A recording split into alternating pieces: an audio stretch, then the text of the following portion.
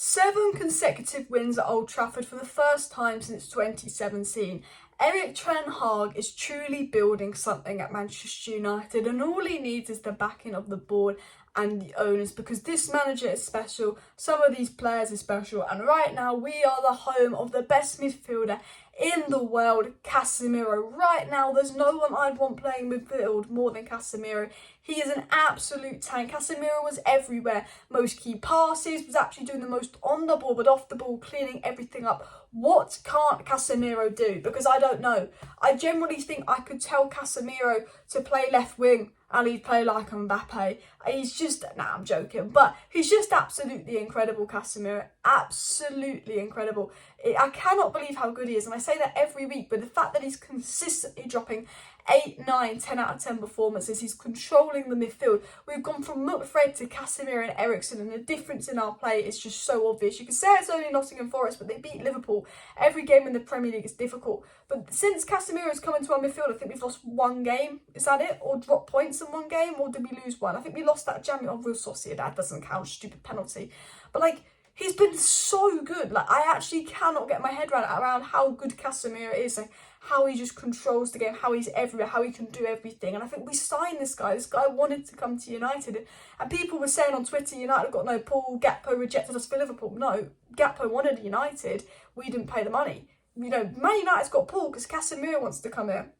And I sat there and I thought, Paul Pogba would have been fantastic today next to Casemiro. As soon as we get a player like Casemiro and Paul Pogba goes, and I think we need to get another midfielder in somewhere next to Casemiro, because I love Eriksen, and Eriksen just runs like a machine and is fantastic. But we definitely need another midfielder, and we definitely need another attacker. But there's so many good performances, and I don't want to sit here and talk about Casemiro for 8 minutes as much as I'd like to. I thought Bruno was fantastic. I thought Luke Shaw was absolutely incredible. Rashford, Martial, so many good performances that I want to talk about. But we just have to talk about Casemiro. I've got his game numbers here via Statman Dave, and I think so for score.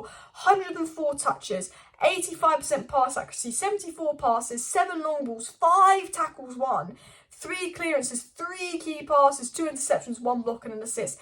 Everywhere, doing everything, defence, attack. This guy, best midfielder in the world, come at me. But let's talk about another player. Casemiro, best player, 9 out of 10. Second best player on the pitch for me was Luke Shaw. Now, he was absolutely incredible. He doesn't play centre-back. He's played centre-back in a back 5. He had to play centre-back in a back 4 because of unfitness, Harry Maguire kind of issues and all of that. Absolutely incredible. If I'm Maguire, I'm thinking, fuck. Rams took my place, Lissandro's took my place, and now Luke Shaw's taking my place. I mean, Luke Shaw's been absolutely fantastic. He had 3 or 4 iffy games, and since he was dropped from Malacia, Luke Shaw's come back to his prime. It's like Luke Shaw needs that kick up the arse, because we know what Luke Shaw's capable of. He's been fantastic for England. He's been fantastic before the Euros, not the Euros, the World Cup, and he comes in and plays centre-back and drops an absolute 8, 9 out of 10 performance. Doesn't look out of position at all. Centre-back in a back 4 as a left-back is a lot more difficult than you think. And maybe it helped that we played Nottingham Forest. I think if he was coming up against someone like Erling Haaland, it would have been a different story, absolutely, of course.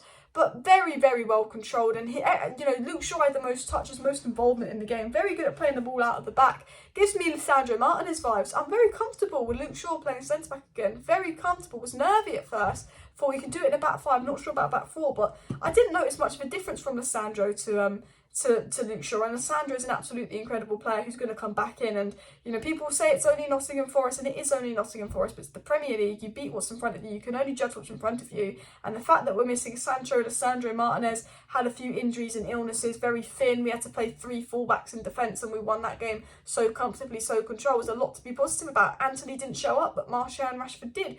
Bruno was there. Donny came on, looked quite good coming off the bench as well. Garnacho comes on as a bit of a threat. We're very thin. You looked at that bench, it was absolutely dreadful, but we won that game comfortably. I think we could have won 5-0. Bruno was robbed of 2 assists. I want to talk about Bruno Fernandes, Bruno's been absolutely incredible.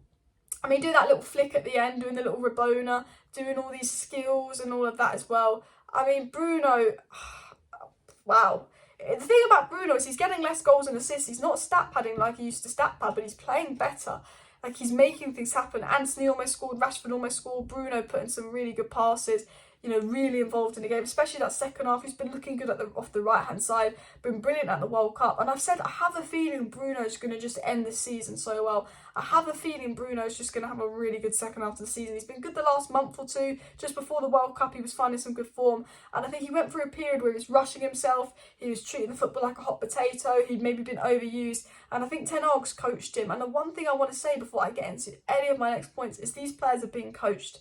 These players are playing like a team. These players are playing like they know what they're doing. Wan-Bissaka's looking like a good footballer because he's being coached. No disrespect to Ollie, but they weren't coached under Ollie.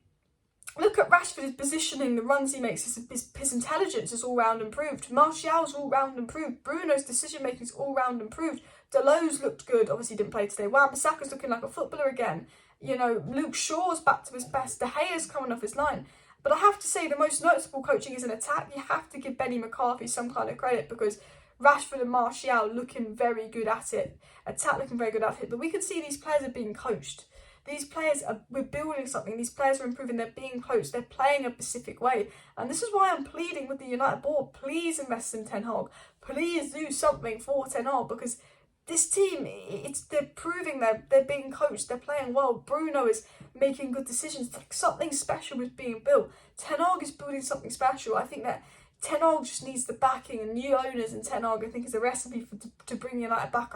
He's the most confident I felt in a manager since Sir Alex Ferguson because we're seeing this progress. Top four is in our hands, and I know the might sound deluded, but top four's in our hands. After the start we had to the season, Brentford and Brighton, we're the only team that had played all top 13 clubs in the Premier League so far. We've had the hardest run in and we've got top four in our hands. I just think you've got to invest in January. Liverpool have invested in Gakpo because they're 5 points behind us. We've got to invest in January. I said this last year when it was between Man United, Arsenal and Tottenham for top four. Whoever invests in January gets it. Tottenham invested in January and Kulusevski and got it. Liverpool have done their investment to get top four. Chelsea could invest. Newcastle haven't got those European games as well. Tottenham could well invest. We've got to invest in top four because we never thought we were going to get top four, but it's possible because of these players and these managers.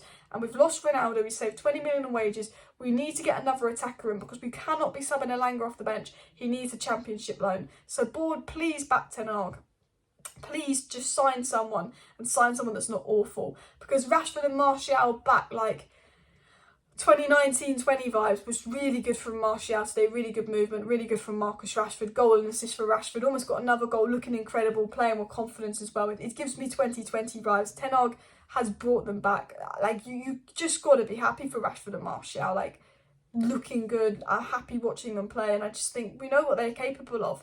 But Martial can't stay fit. Rashford's had injury problems. We're lacking that little bit of depth as well. So, United have really got to United have got to back Ten Hag, because we can't rely on Martial and Rashford to play 90 minutes of every game every week. We still need depth in attack as well. I have to say, Sancho's going to come back to this. I thought Anthony was iffy. I think the real negative in attack was Anthony just didn't quite look on it. Anthony was definitely lacking. This is poorest game in the United shirt. I thought off the ball, Anthony made good runs and did good things. Wasn't working on the ball. Am I worried about Anthony? No. Is Anthony a flop? No. Do I think Anthony will get back to his best? Yes. Do I think Sancho there's a space up for grabs for Sancho on that right wing if he comes back balling? Yes. And I think it will be important when Sancho comes back because he's obviously going to massively help that as well. But all in all, guys, if I was to summarise today's game, happy. There was no one particularly bad. I think Anthony was the only underwhelming player. Everyone was 7s pretty much, a few 8s. Casemiro was definitely a 9. But to see Rashford playing back at his best has been fantastic. To see Martial getting back to his best as well, it does give me good vibes. It gives me a good feeling, and I just think surely invest in Ten Hag, and I think United will be back. I just feel so confident that Ten Hag is the guy. So confident he's the man, and I know it's Nottingham Forest. And I know you might think of getting ahead, but I just see Man United players playing like players that are happy, playing like players are improving, players like a team. We scored 3 goals today. We could have scored 5. We're creating things. We're controlling the midfield. Eriksen, Bruno, Casemiro, wow. The attack's got potential. It just needs a few more goals in it, and defence has been solid. So happy days. Let me know your thoughts in the comments. And of course, smash that like button, subscribe down below, share the video. I feel like I've missed that key point. I had something on the tip of my tongue to say, and for some reason, I just can't remember what I was going to say. I feel like I'm missing something, but I think we need depth. I think defensively we're compact. I think players are improving. I think it was a good performance, and I think Casemiro is absolutely unreal. That's my conclusion. See you next time. Back tomorrow. Bye.